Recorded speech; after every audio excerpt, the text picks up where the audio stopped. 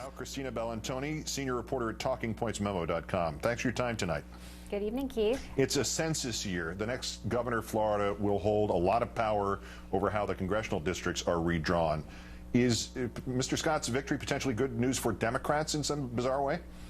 Yeah, that's a great question. Right now, you've got Democrat Alex Sink leading in the polls, but there's still a lot of undecided people, and Florida, always a major swing state. You're going to have a lot of national attention there this year because it's got a competitive Senate primary.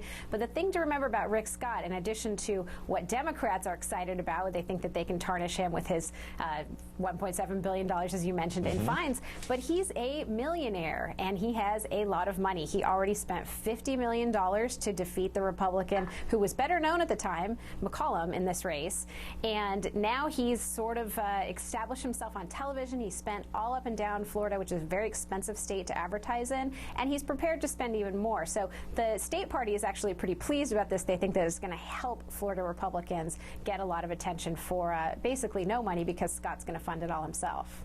To Alaska, one of the things besides this big money problem that Alaska faces, in which they get all the big money and they were just convinced to vote against the senator who helped them get all the big money from the federal government, Senator Murkowski had a key role, or still has one now, on the Senate Energy Committee. What are the implications for energy policy if Alaska doesn't have that seat anymore on that committee?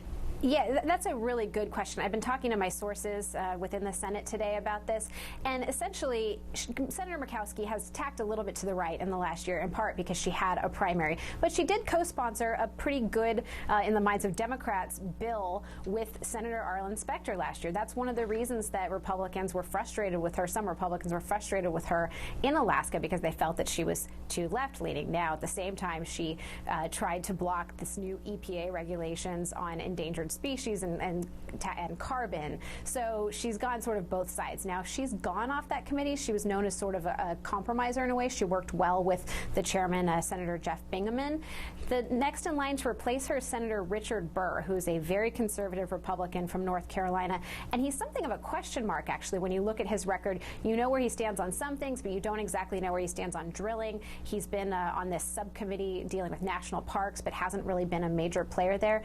At the same time, you never know what could happen in a new year. The Senate could completely shuffle all their committees entirely. And Murkowski as a possible third-party candidate in Alaska, what happens then?